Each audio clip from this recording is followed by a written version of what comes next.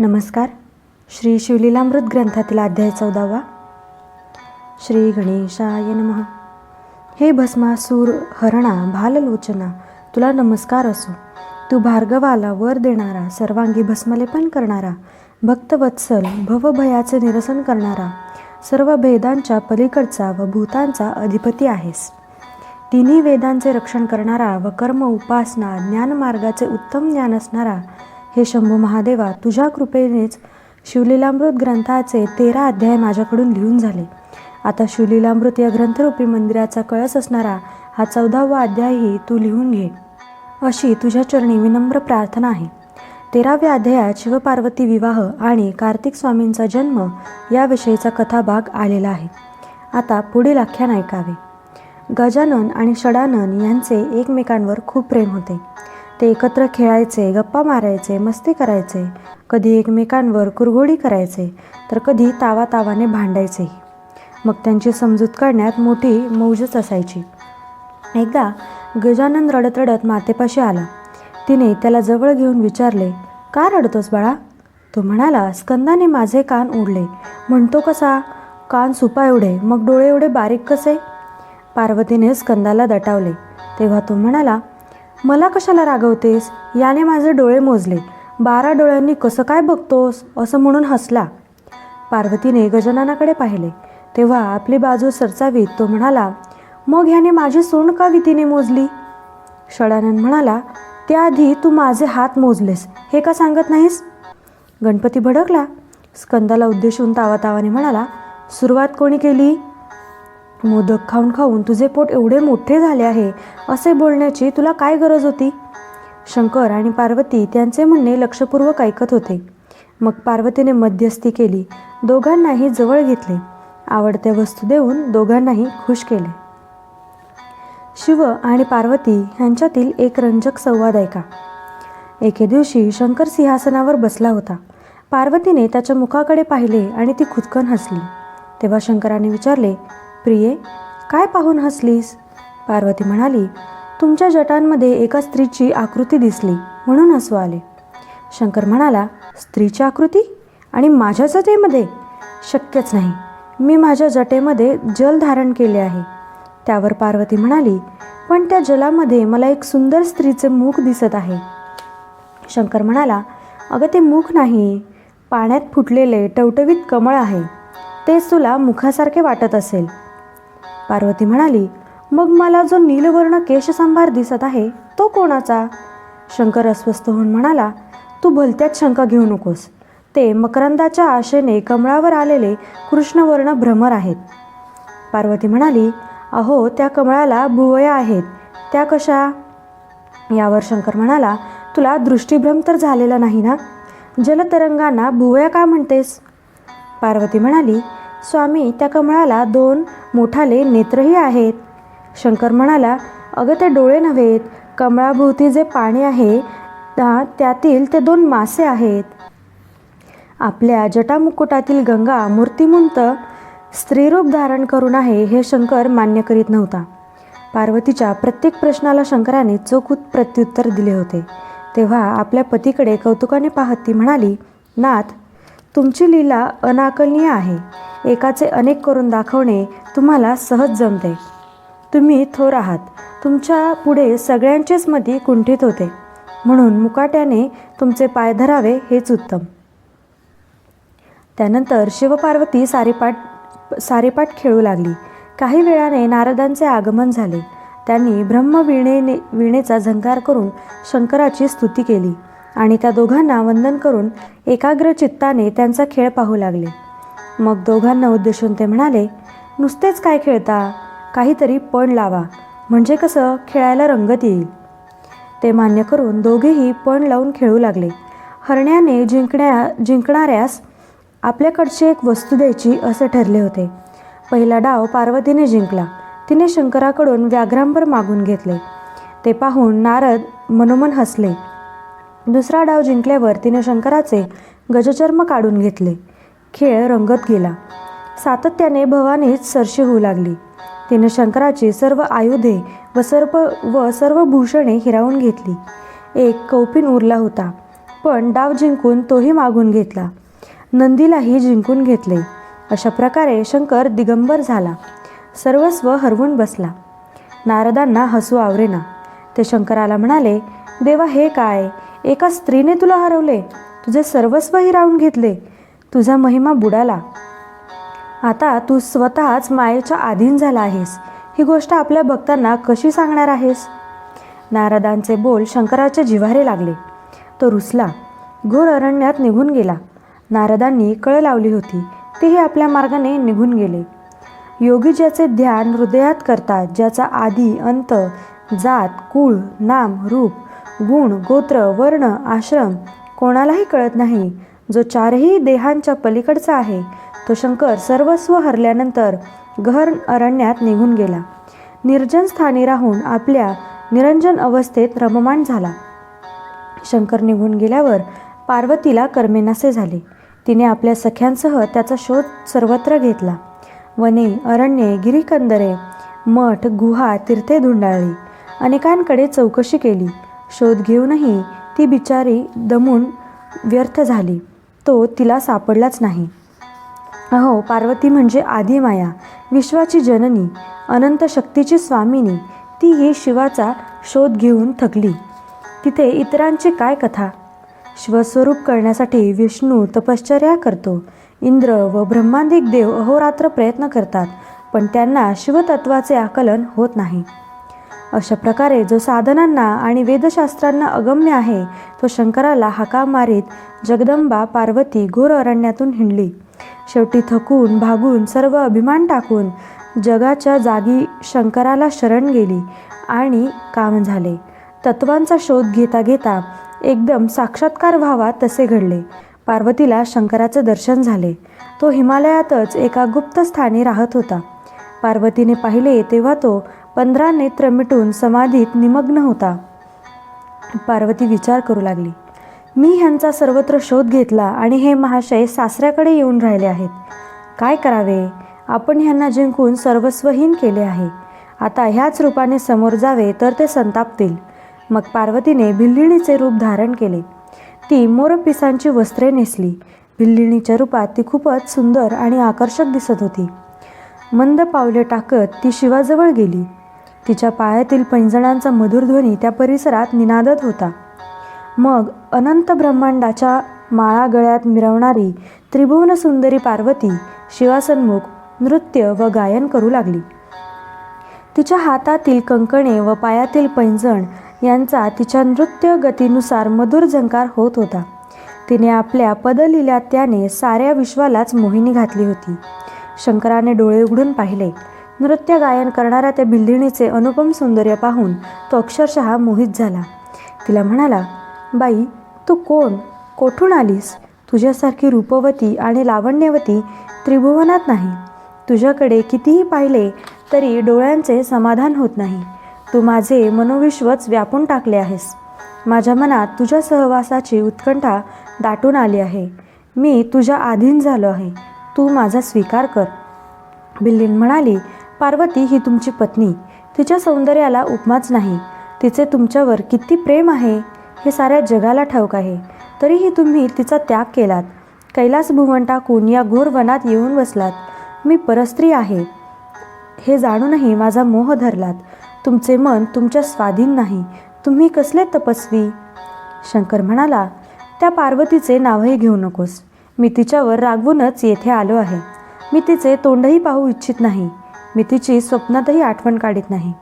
भिल्लीण म्हणाली, माझा पती अतिशय कोपिष्ट आहे. मी तुमच्याशी बोलले एवढं जरी त्याला कळले तरी संतापाच्या भरात तो त्रिभुवनाला जाळून टाकीन.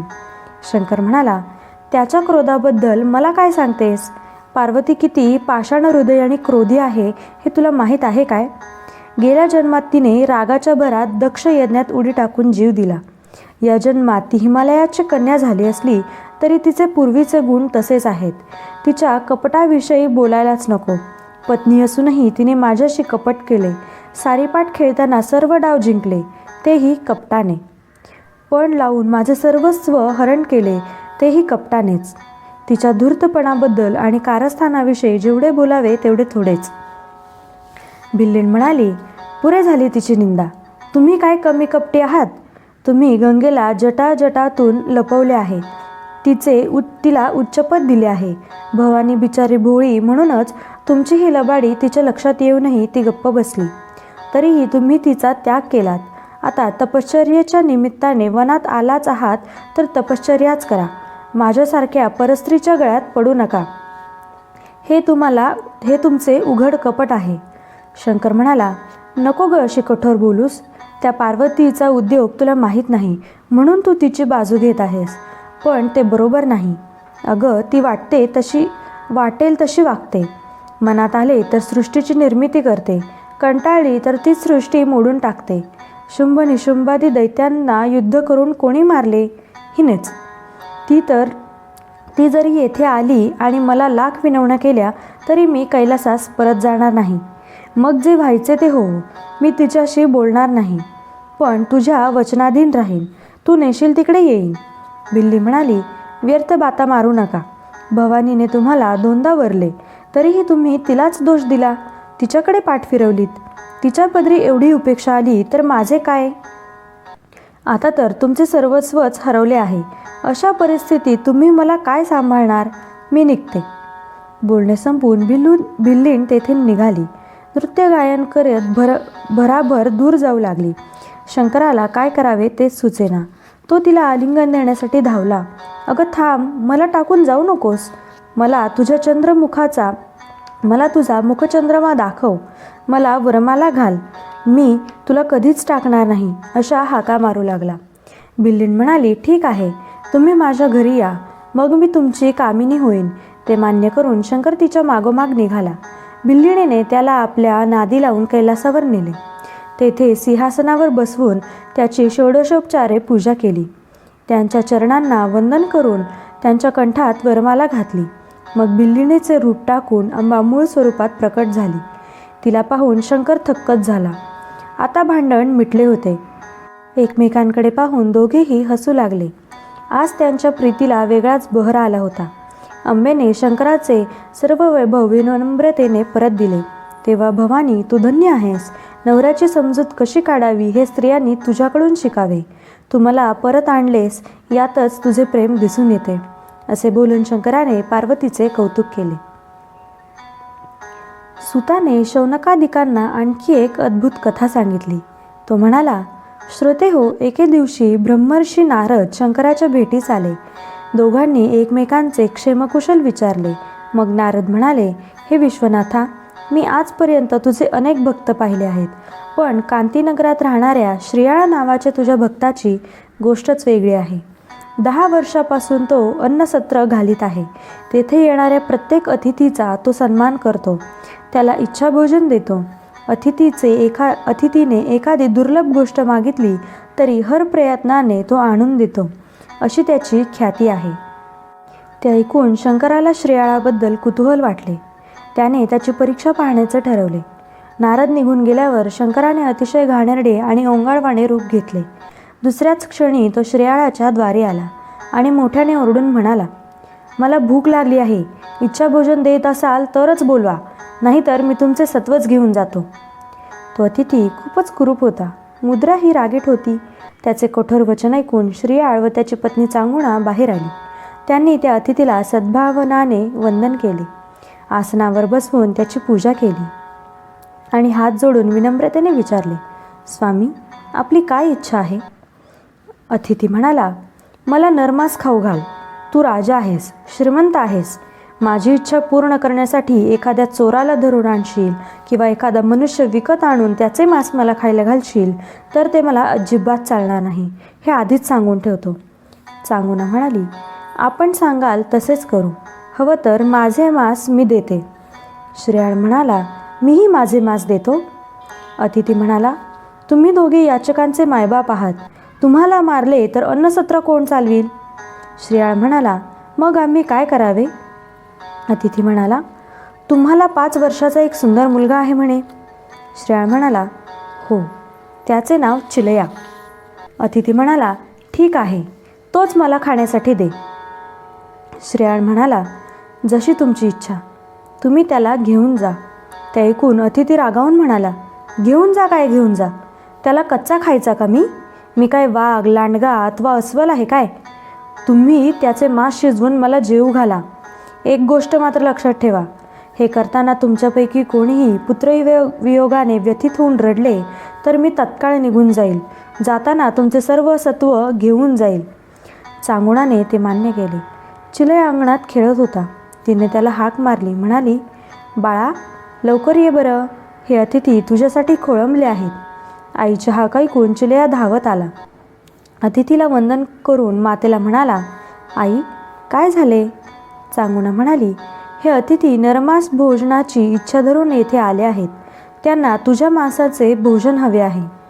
चिलया म्हणाला, एवढेच ना, मी तयार आहे. सत्कार्यासाठी देह उपयोगी पडणे यासारखे भाग्य नाही. माझ्या मांसाच्या भोजनाने हा अतिथी तृप्त झाला तर त्या शंकराला परम संतोष वाटेल. ते ऐकून चांगुणेला त्याचे खूप कौतुक वाटले.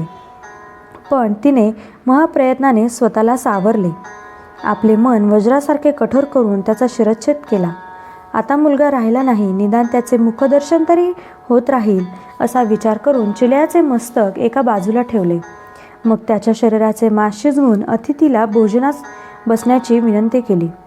अतिथीच्या रूपात आलेल्या शंकराने ही गोष्ट आधीच जाणली होती. तो रागाने निघून जाण्यासाठी उठला. ते पाहून श्रीयाळ आणि चांगुणेने त्याचे पाय धरले व म्हणाली, महाराज, आमचा काय अपराध घडला? अतिथी म्हणाला, तुम्ही मुलाचे मस्तक बाजूला का काढून ठेवलेत? तेही शिजवून का वाढले नाही? त्यावर ती दोघे म्हणाली, स्वामी, रागवू नका.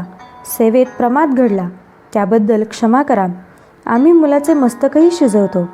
कृपा करून आमचे सत्व राखा. अतिथी परत आला व म्हणाला, चांगुणे, मुलाचे मस्तक बाहेर घेऊन ये. ते उकळ्यात घालून माझ्या देखत काढ. रडशील तर याद राख, मुलाला गमावलेच आहेस, सत्वही घालवून बसशील. चांगुणेने तेही मान्य केले. चिलयाचे मस्तक अतिथी देखत उकळीत घालून कांडू लागली. तो म्हणाला, नुसते कांडू नकोस, एखादे मंगल आनंददायक असे गाणे म्हण. मला तुझ्या मुखावर जराही खंत दिसता कामा नये, अन्यथा मी निघून जाईल. आधी स्वहस्ते पुत्राचा शिरच्छेद, मग त्याचे मांस शिजवणे, त्यात भर म्हणून त्याचे मस्तक उकळात कुटणे, एकापेक्षा एक महाभयंकर आघात, तेही एका विद्रूप अतिथीची विकृत इच्छा पुरवण्यासाठी. चांगुणेच्या जागी दुसरी कोणी माता असती तर या कल्पनेनेच गतप्राण झाली असती. पुत्र मस्तक काढताना ती गाणे म्हणू लागली. त्याचा भावात्मक आशय असा होता, बाळा, तू किती गुणवान, सुकुमार व सुशील होतास. तुझे सुहास्य, तुझे कमळासारखे डोळे बघून मनाला आल्हाद वाटायचा. माझ्या उदरी येऊन तू मला धन्य केलेस. तू कैलास मार्गाने जात आहेस ना? मग माझ्यासाठीही थोडा वेळ थांब. मीही तुझ्याबरोबर येणार आहे. तुझा उद्धार झाला, तुझ्या संगतीने माझाही उद्धार होईल. बाळा, तू स्वतःच्या जन्माचे सार्थक करून घेतलेस. तू शिवपद प्राप्त केलेस. तुझ्यासारखा पुत्र त्रिभुवनात सापडणार नाही. चिलयाचे मस्तक कुटून झाले. चांगुणेने ते शिजवले. ताट मांडून अतिथीला भोजनास बसण्याची विनंती केली. तेव्हा तो म्हणाला, श्रीयाळा, तू तर यजमान, तूही माझ्या पंक्तीला बैस. ते ऐकताच श्रीयाळ दचकला. काय प्रसंग उद्भवला? आपणच आपल्या पुत्राचे मांस खायचे? या विचाराने त्याचे सर्वांग शहारले. चांगुणाने त्याची मनोवस्था जाणली. त्याला मृदू शब्दांनी समजावीत ती म्हणाली, नाथ, उठा, सत्व राखा. आलेल्या अतिथीला विनमुख जाता कामा नये. चिंता करू नका. ज्याला मी 9 महिने पोटात वाढविला त्याला तुम्ही 4 प्रहर पोटात धारण केलेत म्हणून काहीही बिघडत नाही. चांगुणेचे असे बोलणे आणि धैर्याची परिसीमाच होती. श्रीयाळ पंक्तीस बसला. तिने त्याला ताट वाढून आणले. अतिथी म्हणाला, चांगुणे, तू का मागे थांबलीस? तूही आमच्यासोबत जेव. मग तीही जेवायला बसली. तेवढ्यात अतिथीला काय वाटले कोणास ठाऊक. तो म्हणाला, मी तुमच्या घरी अन्न घेणार नाही. तुम्ही निपुत्रिक आहात. तेथे अन्न कोण घेईल? नाकाशिवाय मुख, दृष्टीशिवाय डोळे, फळांशिवाय वृक्ष जसा निरर्थक, तसेच पुत्रा वाचून तुमचे घर शून्यवत आहे. ती दोघं व्यथित झाली. चांगुणा म्हणाली, एक पुत्र होता, तोही तुम्हाला अर्पण केला. त्याचे मांस रांधून वाढले आता निपुत्रिक म्हणून उपेक्षा करून वाढलेले अन्न नको म्हणता? याला काय म्हणावं? असा किती अंत पाहणार आहात? तिच्या धैर्याचा बाण फुटून गेला होता. ती गहिवरून रडू लागली. म्हणाली, बा शंभू महादेवा, आता मी काय करू? माझ्या बाळाचे बलिदान व्यर्थ ठरले. माझा निर्वंश झाला. आता मी माझ्या बाळाला कधीच पाहू शकणार नाही. तिचा तो आक्रोश पाहून त्या कठोर अशा अतिथीच्या डोळ्यातूनही अश्रुधारा वाहू लागल्या. अतिथी तिला म्हणाला, चांगुणा, तू धन्य आहेस. तुझ्या सेवेने मी प्रसन्न झालो आहे. तरी तुला जे प्रिय असेल ते तू मागून घे. चांगुणेने ओळखले, हा अतिथी रूपाने आलेला कोणी महापुरुष आहे. ती म्हणाली, लोक मला निपुत्रिक म्हणून हिणवतील, ते मला सहनच होणार नाही. कृपा करून हा कलंक धुवून काढा. अतिथी म्हणाला, एवढेच ना? तू चिलयाला हाक मारून बोलव, तो धावत येईल बघ. तेव्हा अतिथी वचनावर पूर्ण विश्वास ठेवून चांगुणेने चिलयाला हाक मारली. म्हणाली, चिलया, बाळा, तू खेळण्यामध्ये कोठे गुंतला आहेस? लवकर ये बरं. हे अतिथी जेवायला थांबले आहेत. कधी एकदा तुला पाहते असे झाले आहे. तिने पुन्हा हाक मारली तर काय आश्चर्य! तिचा चिलया बाळ धावत धावत घरात आला. त्याला पाहून चांगुणास आनंदाश्रू आवरेना. तिने त्याला हृदयाशी कवटाळले. श्रीयाळही प्रेमाने पाहू लागला आणि त्याच क्षणी अतिथीरूप टाकून तो शंभू महादेव तेथे साक्षात प्रकट झाला. शिवकृपेने श्रीयाळ आणि चांगुणा ह्यास दिव्य स्वरूप प्राप्त झाले. त्यांनी चिलयाला कांतीनगराच्या राजसिंहासनावर बसविले. राज्यकारभाराची सर्व सूत्रे सचिवाच्या हाती दिली. शंकराने त्या दोघांना शिवलोकी नेले. त्यांच्या पुण्याईने कांतीनगरात सौख्य नांदू लागले. तेथील सर्वांचे कल्याण झाले. श्रीधर स्वामी म्हणतो, ब्रह्मानंद अभंग आहे. तो जसा कालत्रयी विटत नाही, तशीच श्री गुरु ब्रह्मानंदाची माझ्यावर जी कृपा आहे ती अखंड राहो. त्यांच्याच प्रसादाने हा शिवलीलामृत ग्रंथ 14 अध्यायापर्यंत लिहून पूर्ण झाला. हे 14 अध्याय म्हणजे 14 भुवने व 14 विद्यांचे सार आहे. 14 अध्यायांचा हा ग्रंथ म्हणजे 14 गाठींचा अनंत आहे. हा ग्रंथ म्हणजे 14 खोल्यांचे शिवमंदिर, 14 खंडांचा वेद, 14 रत्नांचा एकत्रित प्रकाश, 14 पावलात घडणारी गया यात्रा हा 14 लोकांमध्ये प्रिय आहे. या ग्रंथाचे श्रवण, पठण व लेखन केल्याने, याचे प्रेमाने संरक्षण केल्याने, यास अनुमोदन दिल्याने व याचा निजध्यास घेतल्याने सर्वांना समान फळ मिळते. शंकर त्यांच्यावर कृपा छत्रछाया धरी. या ग्रंथाची पूजा सोमवारी करावी. शंकराला आपले गाऱ्हाणे सांगून अध्याय वाचनास प्रारंभ करावा. प्रदोषकाळ वा शिवरात्री सुभर्चित होऊन शयन करावे. येणाऱ्या सर्व संकटांचे निवारण करीन शंभू महादेव. प्रत्येक अध्यायाची फलश्रुती वेगळी सांगितलेलीच आहे. कवी म्हणतो, श्री गुरु ब्रह्मानंदाचा कृपाप्रसाद लाभलेला हा त्यांचा शिष्य आनंद संप्रदायाचा आहे. क्षीरसागरात वास करणाऱ्या विष्णूने सर्वप्रथम ब्रह्मदेवाला ज्ञानोपदेश केला. ब्रह्मकुंडलाच्या तीरावर बसलेल्या बारामतीस फाल्गुन पौर्णिमा शके 1640 रोजी विलंबी नाम संवत्सरात शिवलीलामृत हा ग्रंथ लिहून पूर्ण झाला. हे शंभू महादेवा, तू अपर्णेचे जीवन आहेस. तू कर्पूर गौर आहेस. तू ब्रह्मानंद स्वरूप आहेस. तू जगाचा उद्धार करता आहेस. तू अक्षय आहेस, अभंग आहेस, दयेचा निधी आहेस. हे शंकरा, हे उमानाथा, तुझा जय जयकार असो. तुझ्या अद्भुत लीलांचे वर्णन असलेला हा 14 अध्यायांचा ग्रंथ तुझ्याच कृपेने लिहून पूर्ण झाला आहे. तो मी तुलाच अर्पण करतो. स्कंद पुराणातील ब्रह्मोत्तर खंडात असलेल्या शिवलीलामृत या महान ग्रंथाचा हा 14वा अध्याय अतिशय गोड आहे. संत सज्जनांनी तो नित्य श्रवण व पठण करावा. अध्याय 14वा समाप्त. श्री सांब सदाशिवार्पणमस्तु.